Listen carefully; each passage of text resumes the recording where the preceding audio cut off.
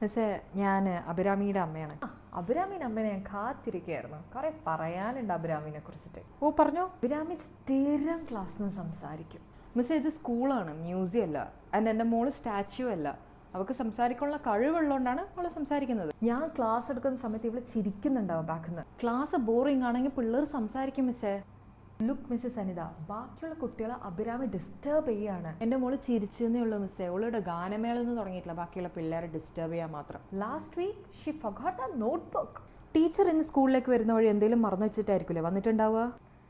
ചില ദിവസങ്ങളിൽ എപ്പോഴും ക്ലാസ്സിൽ ലേറ്റ് ആയിട്ടേ വരും. രാവിലെ ഉദിക്കുന്ന സൂര്യൻ വരെ ചില സമയം ലേറ്റ് ആയിട്ടാണ് വരാറ്. എന്ന് വിചാരിച്ചാൽ നമ്മൾ ദൈവത്തിൻ്റെ അടുത്ത് പോയിട്ട് കംപ്ലൈൻറ്റ് പറയുന്നുണ്ടോ? ലുക്ക് മിസ്സസ് അനിത, ഇവിടെ ഡിസിപ്ലിൻ വളരെ ഇമ്പോർട്ടൻ്റാണ്. എനിക്ക് മനസ്സിലാവുന്നുണ്ട് മിസ്സേ. പക്ഷെ അതിനേക്കാൾ ഇമ്പോർട്ടൻ്റ് ആയിട്ടുള്ള സംഭവമാണ് സമാധാനം. അത് നിങ്ങൾ എൻ്റെ മോക്ക് കൊടുക്കുന്നില്ല എന്ന് എനിക്ക് മനസ്സിലായി. ഓൾ ചിരിച്ചു, ഒച്ചപ്പാടുണ്ടാക്കി, ഒന്നും കൊണ്ടുവരുന്നില്ല, മറന്നുപോയി, ലേറ്റാണ്. ഇങ്ങനത്തെ ചെറിയ ചെറിയ കാര്യങ്ങൾ മാത്രമേ നിങ്ങൾക്ക് പറയാനുള്ളൂ. എന്തെങ്കിലും ഇമ്പോർട്ടൻ്റ് ആയിട്ടുള്ള സീരിയസ് കാര്യങ്ങൾ പറയാനുണ്ടെങ്കിൽ പറഞ്ഞു, ഞാനത് സോർട്ട് ഔട്ട് ചെയ്തോളാം. അല്ലാണ്ട് വെറുതെ എൻ്റെ മോളെ ടോർച്ചർ ചെയ്യാനാണ് നിങ്ങളുടെ ഉദ്ദേശമെങ്കിൽ അത് റിപ്പോർട്ട് ചെയ്യാൻ എനിക്ക് നല്ല വൃത്തിക്കറിയാം.